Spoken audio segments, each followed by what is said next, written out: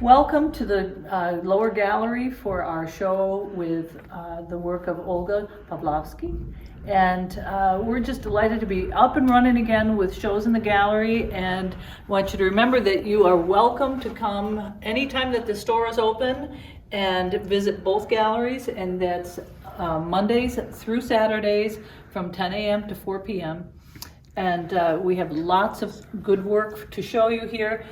We have Olga's daughter, who's going to be narrating the rest of this piece, telling you about some of her work and some of the breadth of it. Yes, hi, I'm Karen McKean, and I'm Olga's daughter. So I had the wonderful blessing of growing up with art all the time. I want to thank Roxanne for having this exhibit, and she did a beautiful job with the display. These are some of the earlier pieces. My mom was born an artist. I mean, she's always been an artist. She's always loved art. She went to school, Catholic High School, and she did commercial art there. She went to Wayne State University and got a bachelor's degree in art education, so that's part of her background. This right here is my mom's friend Pearl. That's the one underneath the green face. She didn't do very many still lifes or landscape type. It was mostly people. She's fascinated by people.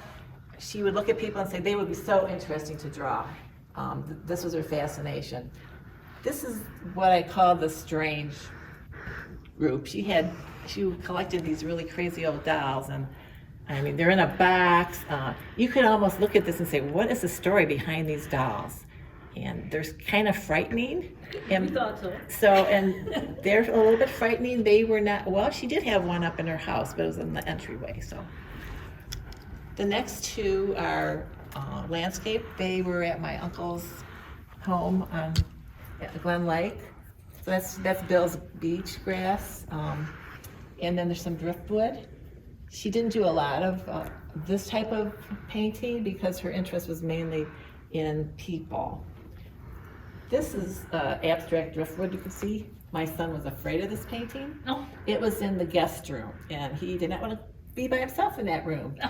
So my mom had a large variety of work, and it was all painting. I mean, with her teaching art, she really got excited about the kids' creativity. She let them go with what they wanted to do, and just encouraged them and inspired them. This one here is called Queen of Hearts. That's an abstract that she just did for fun. She has won awards for that one. It was in the traveling watercolor show, and it was here at Artworks. I don't know the year, but it was here.